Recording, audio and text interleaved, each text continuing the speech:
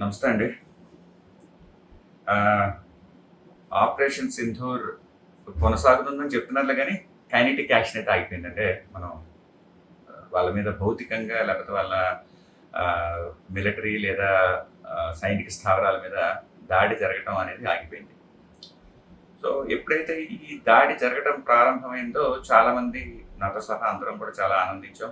జరగాల్సిందని చెప్పి అనుకున్నాం. At the same time ఎప్పుడైతే ఒకసారి ఈ కాల్పుల విరమణ లేదా కాల్పుల ఆపివేత అనేది నిర్ణయం చేశారో ప్రభుత్వం, చాలామంది కొంత నిరుత్సాహపడ్డారు. నిజానికి నేను కూడా కొంత నిరుత్సాహపడ్డాను. అయితే ఏంటంటే కొన్ని కొన్ని విషయాలు మనకు అర్థం అవ్వాలంటే ఒక విహంగ వీక్షణ ఉండాలి. అంటే విహంగ వీక్షణ అంటే ఇంగ్లీష్‌లో బర్డ్స్ ఐ వ్యూ అంటాం. అంటే ఒక పైనుంచి చూడాల్సి ఉంటుంది. మొత్తం కనిపిస్తే గానీ దాన్ని మనం పూర్తిగా అవగాహన చేసుకోలేం. ఇలాంటి విషయాలకు వచ్చినప్పుడు ఏంటంటే కొంచెం వెనక్కి వెళ్ళి చూడాలంటే గతం ఎలా ఉండేది, ఇప్పుడు ఎలా ఉంది, భవిష్యత్తు ఎలా ఉండొచ్చు దీనివల్ల అన్నది మనకు అప్పుడు అర్థమవుతుంది. ఉదాహరణకి మనం భారతదేశం మీద పాకిస్తాన్ యొక్క తీవ్రవాద దాడులు కొత్తేం కాదు. ఎన్నో ఇప్పుడు నేను చదివిన దాని ప్రకారం ఏంటంటే సుమారు అది మన సైనికులైతే ఏనివ్వండి, లేకపోతే సామాన్య పౌరులైతే ఏమనివ్వండి, సుమారుగా 45,000-50,000 మందిని పాకిస్తాన్ ప్రేరేపిత ఉగ్రవాదం, ఇస్లామిక్ ఉగ్రవాదులు భారతదేశంలో ఇప్పటివరకు చంపేశారని చెప్పి నేను విన్నాను. లేకపోతే కొంచెం అటు ఇటు అయి ఉండొచ్చు. ఇది కొత్తేం కాదు. అయితే మనం ఒక్కసారి ఈ ఆపరేషన్ సింధూర్ అనేది ఎంత గొప్పది అనేది మనకు అర్థం అవ్వాలంటే మనం ఒక్కసారి మనం వెనక్కి వెళ్ళి చూద్దాం. ఇప్పుడు మనం బాగా భారతదేశం మీద జరిగిన అతిపెద్ద ఉగ్రవాద దాడుల్లో ఒక 2 తీసుకుంటే అందులో ఒకటి 2001లో జరిగిన పార్లమెంట్ దాడి. అప్పుడైతే మరి అప్పుడు హోంమంత్రిగా ఎల్కే అద్వానీ గారు ఉన్నారు. ఆయన కూడా పార్లమెంట్లోనే ఉన్నారని సెంటర్, మరి అది ఎంతవరకు నిజమో నాకు తెలియదు. దాని తర్వాత 1993లో జరిగిన ముంబై బాంబు పేలుడు. ఈ ముంబై బాంబు పేలుడులో అయితే అధికారికంగానే 250 మంది చనిపోయారు, సుమారు 1,400 మంది చనిపోయారు. ఆయనకు 1,400 మంది గాయపడ్డారు. ఇది అధికారిక లెక్కలు. సో నిస్సందేహంగా ఎందుకంటే చాలా మంది ఏంటంటే సుమారు 700-800 మంది చనిపోయారు, సుమారు 3-4 వేల మంది గాయపడ్డారని చెప్పి కూడా అప్పట్లో వార్తలు వచ్చినాయి. సరే ఏదైతే ఏమనివ్వండి, చాలా పెద్ద భారీ స్థాయి దాడు. అంటే మనకి పార్లమెంట్ భవనం మీద దాడి జరిగినప్పుడు మనుషులు చనిపోకుండా కానీ జరిగింది పార్లమెంట్ మీద. అంటే ఆ సమయంలో ప్రధానమంత్రి లేకపోతే హోంమంత్రి వాజ్పేయి గారు ఉన్న సమయంలో జరిగితే వాళ్ళు వాజ్పేయి గారిని కూడా చంపేసేవాళ్ళం, వాళ్ళకు ఒక అవకాశం కుదిరితే. ఎంత ఎంత పెద్ద విషయం అది. దానివల్ల దేశం అల్లకల్లోలం అయిపోతుంది కదా. సో పార్లమెంట్ మీద దాడి చేయడం అంటే మొత్తం భారతదేశం మీద ఉన్న అప్పట్లో ఉన్న 120-125 అంతమంది మీద దాడి చేసినట్టే. అయినా కూడా అప్పట్లో మనం అది 93లో పివి నరసింహరావు గారు ప్రధానమంత్రి, 2001లో వాజ్పేయి గారు ప్రధానమంత్రి. అంటే ఇప్పుడు నేను ఏంటంటే కాంగ్రెస్ వర్సెస్ బీజేపీని చేయదలుచుకోలేదు. పూర్తిగా వాస్తవం అందులో లేదు. అంటే కొంతవరకు నిస్సందేహంగా కొంతవరకు నిజమే, కానీ పూర్తిగా కూడా కాదు. కాంగ్రెస్ పాలనలో కూడా తీవ్రవాదం మీద వాళ్ళు కూడా గట్టిగానే చేశారు, చేయలేదు అనటానికి లేదు. కానీ 2 సందర్భాల్లో కూడా మనం పాకిస్తాన్ మీద ఏదో ఖండించడం, అవి ఇవి చేయడం, వాళ్ళకి ఏదో డోసియర్స్ పంపించడం అలా చేశారు తప్పించి ప్రత్యక్షంగా దాడులు చేయలేదు. అయితే దాని తర్వాత కాలంలో 2004 నుంచి 2014 మధ్యకాలంలో మన్మోహన్ సింగ్ గారు ఉన్న సమయంలో ఒక 2 సార్లు 3 సార్లు వాస్తవాధీన రేఖను దాటి సర్జికల్ స్ట్రైక్స్ నిర్వహించారని చెప్పేసి కొంతమంది కాంగ్రెస్ వాళ్ళు అంటారు. కానీ వాటిని బయటికి చెప్పలేదంటారు. వాళ్ళ వ్యూహాత్మక కారణాలు ఏవైనా ఉండొచ్చు, కానీ చేయలేదంటారు.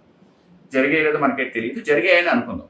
నేనైతే జరిగినాయి అని అనుకుంటున్నాను. అంటే ఏంటి, 93, 2001 వచ్చేటప్పుడు ఆ పరాక్రమం అని చెప్పి సైన్యాన్ని భారీ ఎత్తున మోహరించారు. మనకి సరిహద్దుల్లోని అసలు యుద్ధం వచ్చేస్తానని అనుకున్నారు. ఇంత జరిగింది. 93లో ఓన్లీ ఖండించారు, అదేం చేయలేదు నిజం చెప్పాలంటే. దాని తర్వాత 2004 తర్వాత ఒక 3-4 సార్లు మనం వాస్తవాధీన రేఖను దాటంటే మనం పిఓకేలోకి వెళ్ళి అక్కడున్న సైనిక స్థావరాల్ని మీద దాడి చేసాం.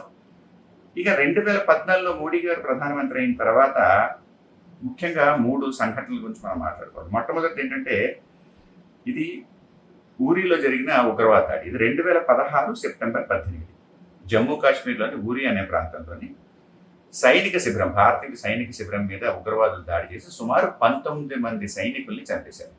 దీనికి బాధ్యత వహించింది ఎవరంటే జైషే మహమ్మద్.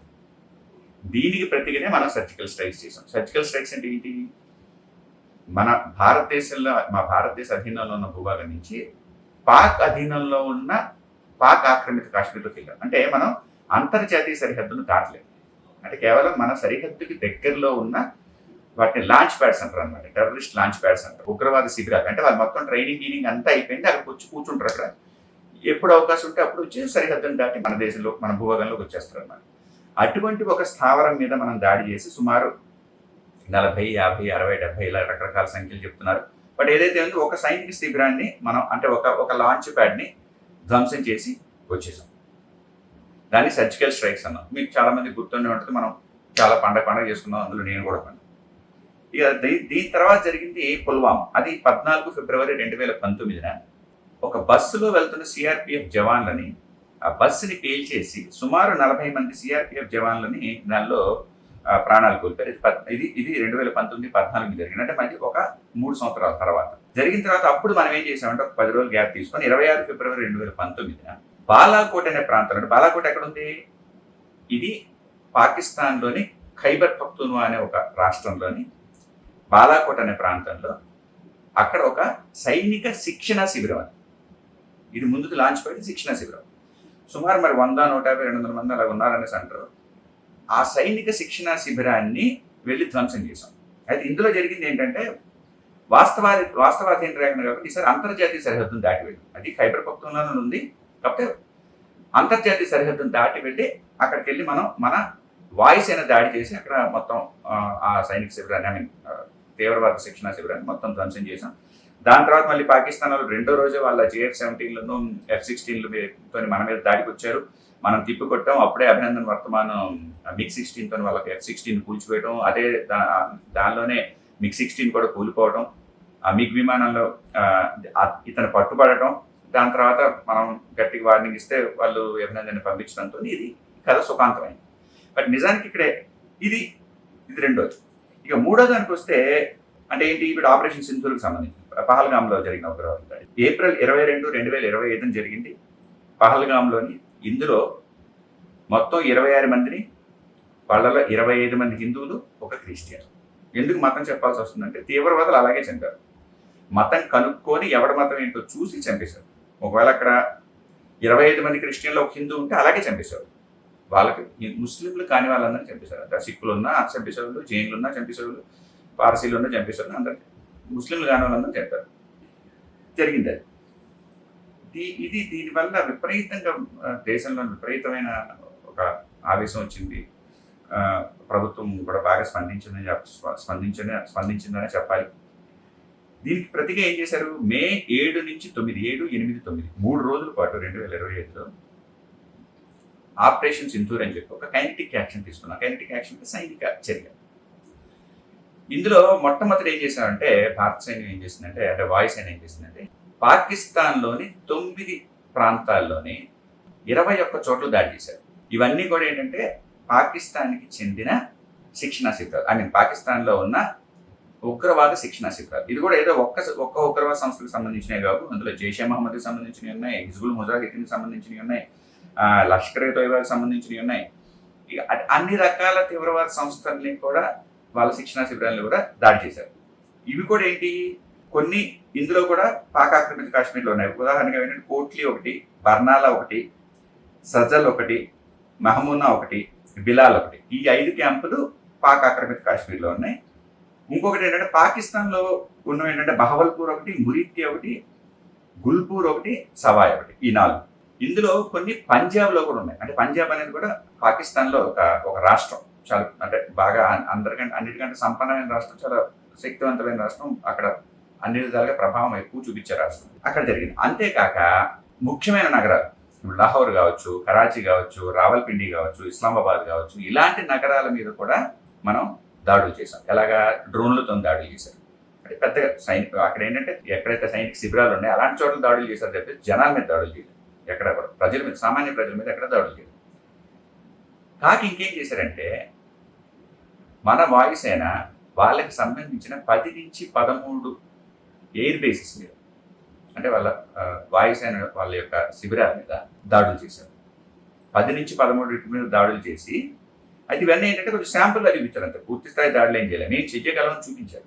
ఇంతకంటే ఇంకా ఇంకోటి ఏంటంటే, ఇది మరి ఎంతవరకు నిజమో మనకి పూర్తిగా తెలియదు కానీ, పాకిస్తాన్ యొక్క అణ్వాయుధాలని నిల్వ ఉంచే స్థావరాల మీద కూడా దాడి చేశారని చెప్తే చాలా మంది అంటారు. అంటే ఎవరు పడితే వాళ్ళు ఏదో మామూలుగా ఏదో ట్విట్టర్లోనే వాటిలోని వీటిలోనే ఎవడెవడ అంటే అది పెద్ద మనం పట్టించుకోవాల్సిన అవసరం లేదు.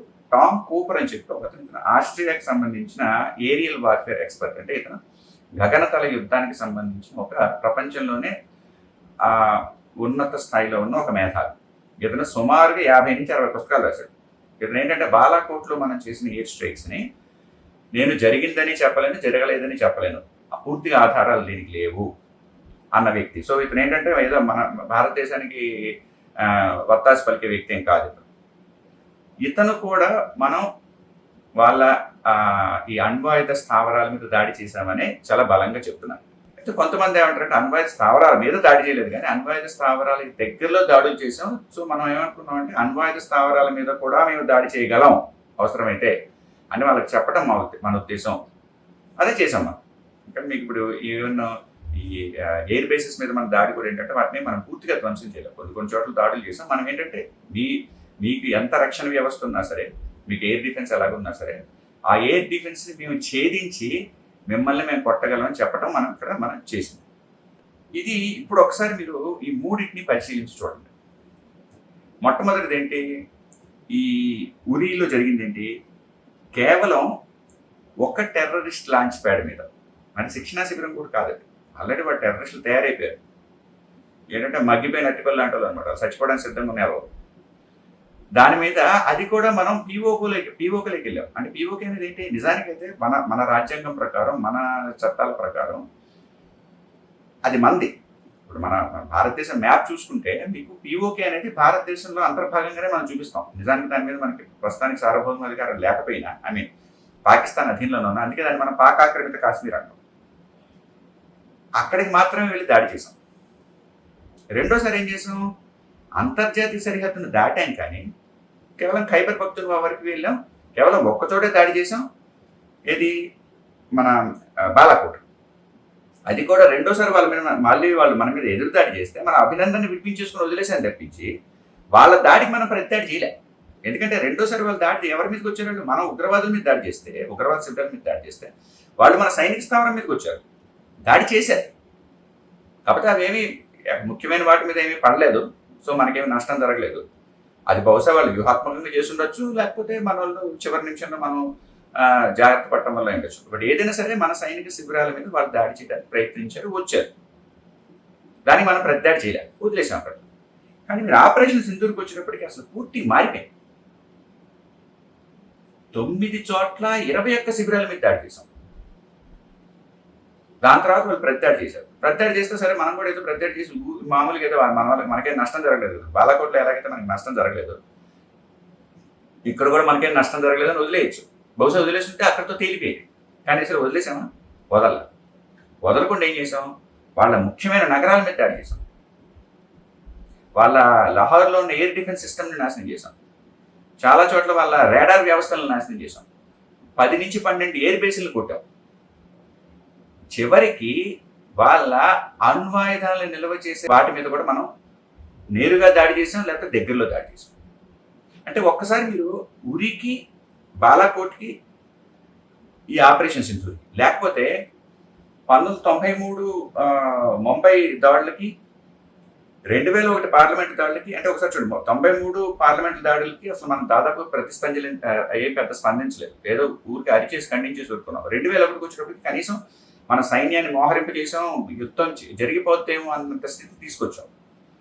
ఇక దాని తర్వాత మనం కోవర్ట్ ఆపరేషన్స్ చేసాం 2004 నుంచి 2014 వరకు, మన్మోహన్ సింగ్ గారి టైంలో. అంటే ఈ ఊరిలో జరిగినటువంటి ఇలా అంటే మనం సర్జికల్ స్ట్రైక్స్ లాంటి. 2016లో సర్జికల్ స్ట్రైక్సే చేశాం కానీ దాన్ని బహిరంగంగా ప్రకటించాం. సర్జికల్ స్ట్రైక్ అంటే కేవలం లైన్ ఆఫ్ కంట్రోల్ మాత్రమే దాటిల్లాం. తర్వాత బాలాకోట్కి వచ్చేటప్పటికి అంతర్జాతీయ సరిహద్దును దాటిల్లాం. ఆపరేషన్ సింధూర్కి వచ్చేటప్పటికి అంతర్జాతీయ సరిహద్దును దాటి వెళ్ళటమే కాకుండా పాకిస్తాన్ మొత్తం పై నుంచి కింద వరకు, ఈవెన్ పంజాబ్లో కూడా చాలా చోట్ల కొట్టాం. నెక్స్ట్ ఎయిర్ బేస్ల మీద దాడి చేసాం. నెక్స్ట్ అణుస్థావరాల మీద కూడా దాడి చేసాం. అంటే ముఖ్యమైన నగరాల మీద కూడా. రావల్పిండి అంటే ఏంటంటే మొత్తం వాళ్ళ GHQ అంటారు అనమాట.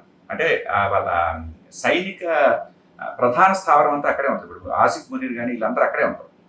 అందుకని ఇప్పుడు వాళ్ళు ఏంటంటే రావల్పిండి నుంచి తీసుకెళ్ళి వాళ్ళ సైనిక శిబిరాలు ఈ జిహెచ్క్యూని తీసుకెళ్ళి ఇస్లామాబాద్లో పెట్టుకుందాం చూస్తున్నాయి. అంటే ఇస్లామాబాద్లో ఏంటంటే మీకు దౌత్య కార్యాలయాలు, ప్రధానమంత్రి నివాసం ఇవన్నీ ఉంటాయి కదా, అక్కడ దాడి చేయడం సులభం కాదు. ఆ స్థాయిలో టెర్రర్ పుట్టించాం. అది కాక మనం ఇంతకు ఆపింది ఏంటి, కేవలం కైనెటిక్ యాక్షన్ మాత్రమే, అంటే ప్రత్యక్ష సైనిక చర్యలు మాత్రమే ఆపాం. సింధు జలాల ఒప్పందాన్ని మనం ఆపామా ప్రస్తుతానికి? అంటే దాన్ని మనం పూర్తిగా రద్దు చేయలేదు, ప్రస్తుతానికి ఆపించాం. అది అలాగే కంటిన్యూ అవుతున్నారు. ఏం చేస్తున్నారు, నీళ్ళన్నీ ఆపుతున్నారు, ఒకేసారి వదిలేస్తున్నారు, ఆపుతున్నారు, ఒకేసారి వదిలేస్తున్నారు. అంటే నీళ్ళు మొత్తానికి ఆపేసి మనం డైవర్ట్ చేసుకునే అవకాశం మనకి లేకపోవచ్చు, కానీ ఎప్పుడు ఆపుతామో ఎప్పుడు వదులుతామో తెలియదు. ఇప్పుడు నీళ్లు మనకి తాగడానికి కావాలి, రోజుకు 2 లీటర్లు తాగండి అంటే డాక్టర్ 2 లీటర్లు ఒకేసారి తాగలేం కదా, మనకి ఎప్పుడు తాగైతే అప్పుడు గ్లాస్ కావాలి. ఇప్పుడు మనం ఏం చేస్తున్నాం, ఒకటేసారి వదిలేస్తున్నాం, ప్లస్ ట్రేడ్ ఆపేసాం వాళ్ళతో పూర్తిగా. ఇలాగ మిగతా చర్యలు కంటిన్యూ అవుతూనే ఉన్నాయి. కాబట్టి నేను అనుకోవడం ఏంటంటే, మనం ఒక దేశం స్థాయిలో మనం చూసినప్పుడు మనం అనుకున్నట్టుగా వెంటనే జరిగిపోదు అన్ని, కొంచెం సమయం ఇవ్వాలి. మీరు ఒకసారి చూడండి, మీరే చూడండి సార్, 93 ముంబై దాడుల నుంచి ఈ 2025 ఆపరేషన్ సింధూర్కి వచ్చినప్పుడు చూడండి ఎంత తేడా కనిపిస్తుందో మనకి, స్పష్టంగా తేడా మనకి అర్థమవుతుంది. కాబట్టి మనం నిరుత్సాహపడాల్సిన అవసరం లేదు. ముందు ముందు వాళ్ళు ఇలాంటి దాడులు ఏమైనా చేస్తే ఉంది, నేను కుక్కతో వంకర వాళ్ళు 100% చేస్తారు, 100% చేస్తారు. అప్పుడు ఆపరేషన్ సింధూర్కి మనం ఇంతకు మించి అంటారు చూసారా, అలా ఉంటుంది అనమాట. ఈసారి ఏం చేస్తారో వాళ్ళు ఓకే వదిలేదు. అయితే ఇప్పుడు లేదు, నాకు తెలిసినంతవరకు ఇప్పుడు ఏం జరగదు. కనీసం నేను అనుకోవడం ఒక 8 నుంచి 10 సంవత్సరాలు పడుతుంది వాళ్ళు కోలుకోవడానికి. ఈ దాడి నుంచి వాళ్ళు కోలుకోవడానికి కనీసం 8 నుంచి 10 సంవత్సరాలు పడుతుంది. ఏదో చిన్న చితగా ఏమన్నా చేస్తే చేయట్లే, కానీ పెద్ద స్థాయి దాడులు అయితే ఈ మధ్యకాలంలో జరుగుతాయి నేను అనుకోవట్లేదు. ఇది నెక్స్ట్ ఏంటంటే, ఇంకొకటి చాలా మంది అనేది ఏంటంటే, పాక్ ఆక్రమిత కాశ్మీర్ మనం ఎందుకు తీసుకోలేదు ఈసారి. దానికి సంబంధించి నేను ఇంకొక వీడియో ప్రత్యేకంగా చేస్తున్నాను, కానీ కొంచెం అది కూడా మనం కొంచెం డీటెయిల్గా మాట్లాడాల్సి ఉంటుంది. నెక్స్ట్ వీడియో చేస్తాను. ఇంకొకటి, నేను కొత్త యూట్యూబ్ ఛానల్ కదా, సో నాకు తెలియట్లేదు, మర్చిపోతున్నాను ప్రతిసారి చెప్పడం. సబ్స్క్రైబ్ చేసుకోండి, లైక్ చేయండి, కింద గంట ఉంటుంది కదా అది కూడా నొక్కండి. కొంచెం సబ్స్క్రైబర్లు కావాలి నాకు, మరి 200-250 మంది ఉన్నారు అంతే, సరేనా? కొద్దిగా గట్టి షేర్ చేయండి అందరికి. నమస్తే.